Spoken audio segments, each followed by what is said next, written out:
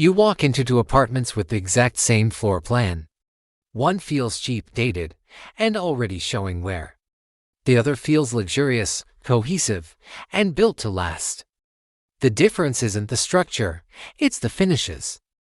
Finishes are the final layer, the interface between the building and its occupants, and they are where your budget and aesthetic vision become reality. But selecting finishes is a minefield of hidden costs, maintenance requirements, and technical compatibility issues.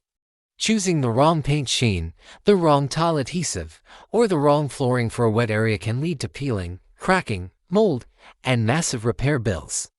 In this video, we're going to systematize the vast world of building finishes.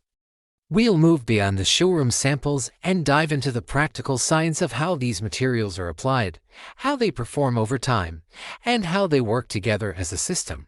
By then, you'll be able to read a finish schedule like a pro, understand the trade-offs between different material classes, and specify finishes that are not just beautiful, but also functional, durable, and right for the budget. Let's start with the largest surface area in any building, the walls. Wall finishes set the visual tone and must withstand daily wear and tear. The most common interior finish is paint, but not all paint is the same. The resin-type acrylic, vinyl, or epoxy determines its durability and washability. The sheen, from flat to high gloss, is not just an aesthetic choice. Flat paint hides surface imperfections well but is difficult to clean. High gloss is incredibly durable and easy to wipe down, but it highlights every single flaw in the underlying wall. A pro tip from painting contractors is to use a low-sheen eggshell or satin for most living areas, a semi-gloss for trim and doors, and a specialized bathroom paint with mold inhibitors for wet zones.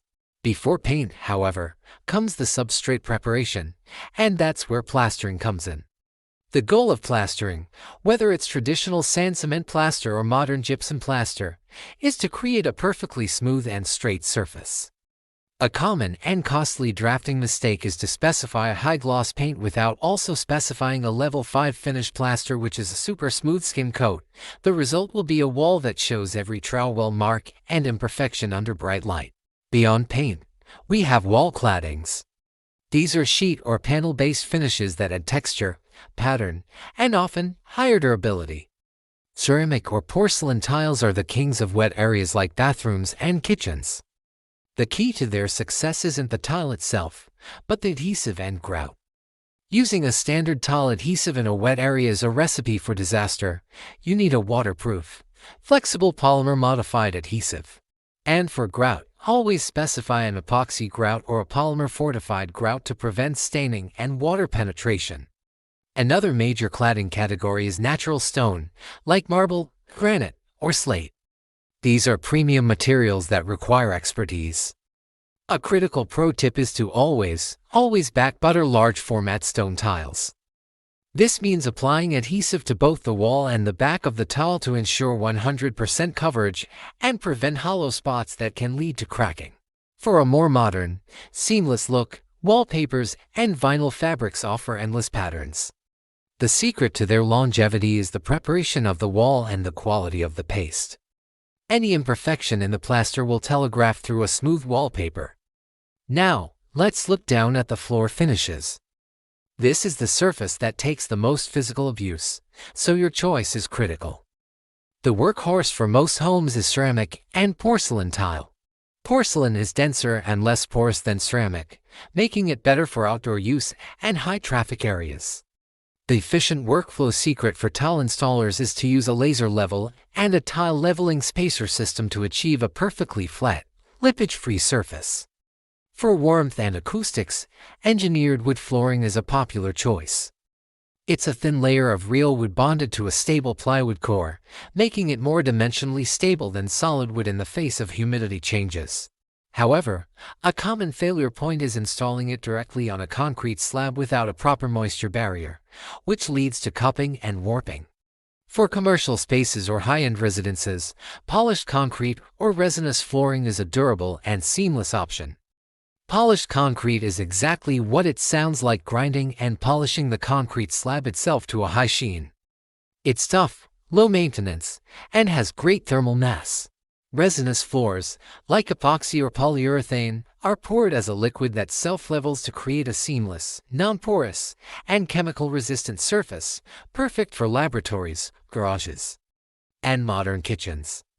We can't forget the fifth wall, the ceiling. Ceiling finishes are often an afterthought, but they play a huge role in acoustics and lighting.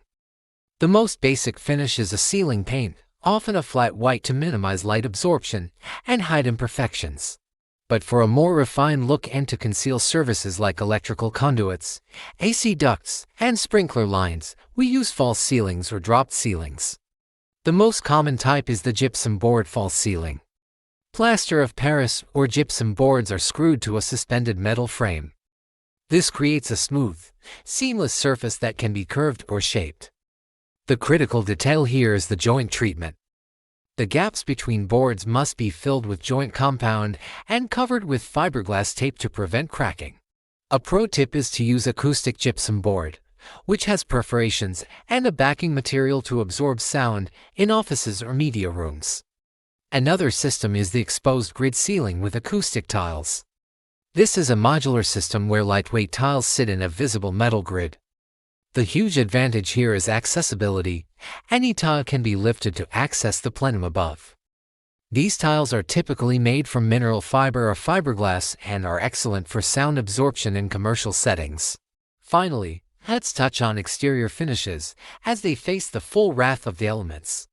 The primary job here is to shield the structure from water while providing an aesthetic face. Exterior plaster, or render, is common, often finished with a textured acrylic coating that is flexible and water-resistant. Wall cladding takes on a more robust form here, with materials like fiber cement boards, aluminum composite panels, and natural stone veneers. These are often installed as a ventilated rain screen system. This is a pro-level detail where the cladding is mounted on a subframe, leaving a cavity behind it. This cavity allows for drainage and ventilation, effectively managing water and preventing moisture buildup, which is the key to long-term durability. The choice of finish here is a direct response to the local climate, with factors like UV resistance, freeze-thaw durability, and impact resistance taking priority. To summarize the key takeaways: 1. Wall finishes require perfect substrate preparation. The best paint will fail on a bad plaster job. 2. Floor finishes must be chosen for durability and installed with the correct underlayment and adhesive systems. 3. Ceiling finishes are critical for acoustics and concealing surfaces, with gypsum board for seamless looks and acoustic tiles for accessibility. And 4. Exterior finishes must be designed as part of a water management system, not just a superficial layer. Now I want to hear from you. In the comments below, what is the most challenging finish installation you've ever dealt with? Was it a leaking tile shower, a cracking plaster ceiling, or a failing exterior cladding? Your stories help us all learn from real-world problems.